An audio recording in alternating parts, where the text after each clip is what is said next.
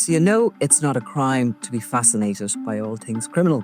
And if you do like delving into the underworld, why not join us for a special live show on March 27th at the Cork Opera House. We'll be talking about the making of a cartel and all the wild and crazy stories that happened along the way. So why not join us for this special live show? Tickets from corkpodcastfestival.ie. An American man who had been living on lands owned by Michael Gaine in Kenmare has been charged in connection with his murder today, having been arrested. It was earlier this week, was it Monday? He was just arrested yesterday morning at around 7:30. He was held, I think, for initial 12 hours and questioned in connection with this overall investigation into the murder of Mike Gaine. Michael Kelley is an American man originally from Maine in the US. He'd served as a soldier over there and had arrived in Ireland something maybe 7 years ago and had worked on Michael Gaine's farm for a number of years, maybe 3 years. So he was arrested in connection with the murder investigation. And today the guards announced that he will be brought to court later this evening, probably sometime after 5 o'clock. It'll take a while, obviously, then for reports to filter back, but he is to be charged and will be brought before the court. Now, Kelley was first arrested actually days after the remains of Mike Gaine were found in 2 fields beside the farmhouse. So what happened actually was Mike Gaine went missing in March of last year. He had been seen, he'd gone into a shop, he was caught on CCTV purchasing something, and he had driven out to his estate, his big farm. It's 1,000 acres and it's near Kenmare there in Carrigeast. A vast sort of plot of land that travels up towards Mall's Gap. Searches had been conducted there at the time he went missing in March. There had been various units of the police on the scene, and locals had come in their droves as well to help with the search, which had eventually been wound down. Now, in May 16th, a family friend was spreading slurry on the lands, continuing the farm work that needed to be done, when the spreading pipe got clogged up and the family friend discovered a bone and human tissue, and immediately the Gardaí were contacted. What happened next was the scene was cordoned off and it was discovered that the remains of Mike Gaine had been in the slurry pit. Yeah, so obviously, as you said, Mike Gaine was seen buying phone credit, and then his car was discovered in the aftermath, but his phone and his wallet were found in the car. So there was immediately a suspicion that he may have foul play may be involved, rather than he, chosen to go off or something had gone awry. Mike Kelley was arrested, as you said. He was released without charge, and the investigation has continued. It's been a very high-profile investigation from the guards. A lot of resources have gone into it, and obviously this is a big break and a big development in that investigation. And as that is now before the courts, we are going to have to leave that for the moment until there's any more reporting coming in from the courtroom. Yeah, there'll be reporters there and there'll be extensive court reports, but yes, he's appearing before that court this evening. Okay, thanks, Niall. Thanks. If you are already a subscriber to crimeworld.com, you've probably binged on our 6-part deep dive into the life and the rise of the dapper Don Christy Kinahan. From the streets of Dublin to the head of a global cartel, what made and moulded the ambitious Kinahan? And where is he now as he runs from the law? For those of you who haven't joined us yet, here's a short extract from our exclusive series, which is just a click away. So we're going to do a rest here. We're going to start this tome, which is the life and crimes of Christy Kinahan Sr., who has to be the most fascinating individual in the entire sort of Kinahan cartel set. He is an intriguing character, to say the least. I think he's the most interesting of all the gangland criminals, really, if you see where he's come from and where he's ended up. and how he's managed to navigate through all of those eras of organised crime. An incredible story. If he was involved in another arena of life, he'd be regarded as a kind of heroic businessman. But of course, he's not. He's involved in a murderous cartel. But an incredible story. And there's a little bit of intrigue and mystery to his background, which we're going to go into.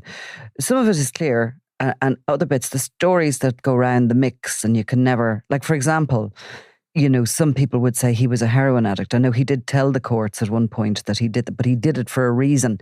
And the reason was he wanted a free education. Yeah, no, I mean, it's very interesting, the heroin addict, and maybe we'll come back to that. We'll come back to it, because that is something that, certainly some people close to him say that was never the case. Yeah. And those who are sort of, I suppose, become his enemies in more recent times would definitely say that, like it's a stick to beat him. Exactly. Yeah. But there's other little bits that are unusual. We'll start and we'll go through as much as we know factually, and then we'll also discuss the rumours.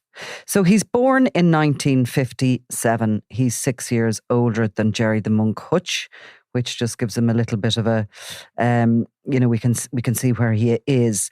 He's what I would always say was into the bosom of a respectable middle-class family. Now, some intrigue comes with this. His father, to my understanding, was a taxi driver who worked the Gresham rank on Stephen's Green.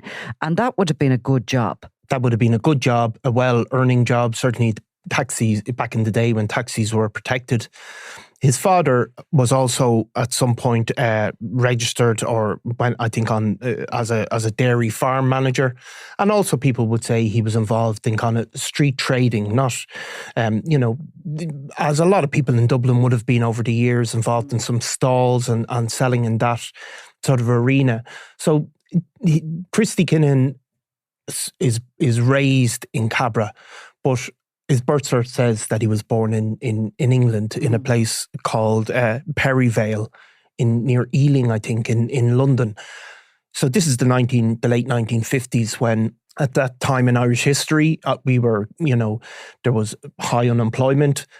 A huge number of people left Ireland to go to England at times to get work. Many of them returned, but that would have been one of the big points of emigration, where young couples got married and went over there. Certainly, Christy Kinahan wasn't raised in England, but he certainly does seem to have lived there at times.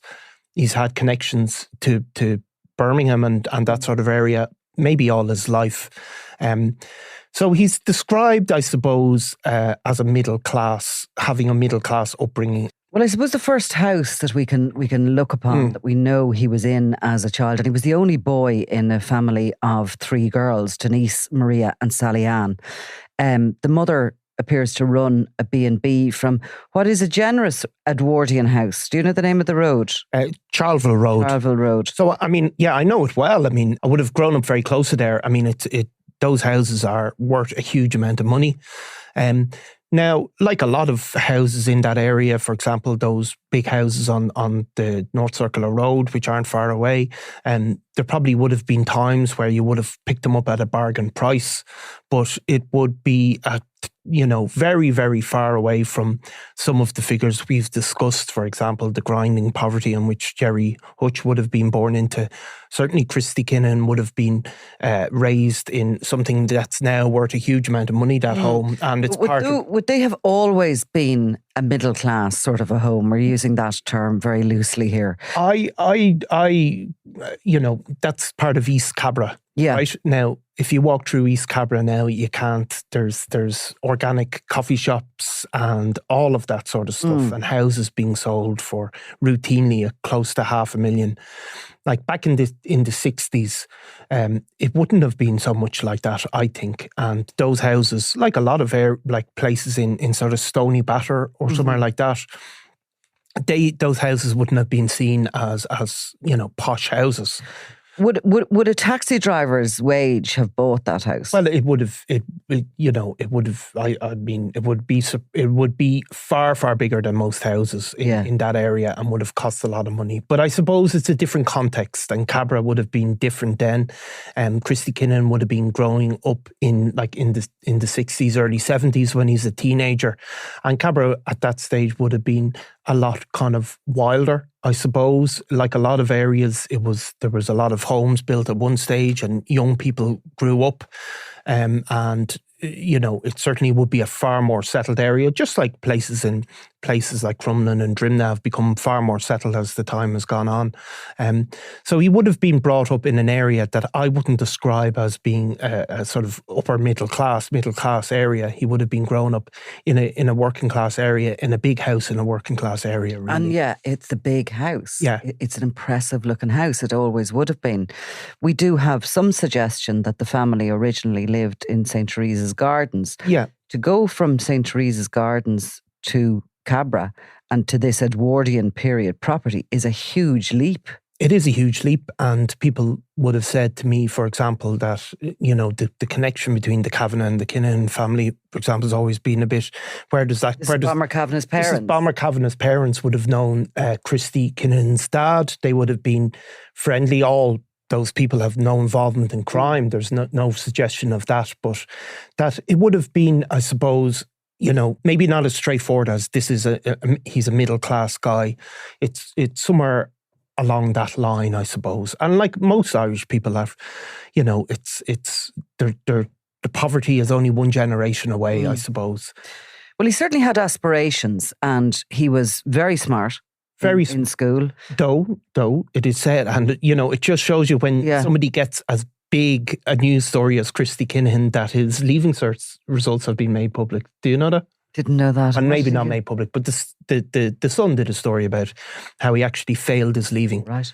So Christy Kinahan, look, there's no doubt about him being smart, but certainly that was said that he only passed 2 subjects. He would have gone to, it said went to Declan's in Cabra first and got expelled, and then went to O'Connell's in the North Inner City. Now, O'Connell's Christian Brothers School, probably one of the most famous schools in Dublin. My own father would have gone there. People would have got a scholarship, and it would have seemed to have been a really prestigious school. Past pupils would have included James Joyce, Pat Kenny, the broadcaster, former Taoiseach Sean Lamass, PJ Mara.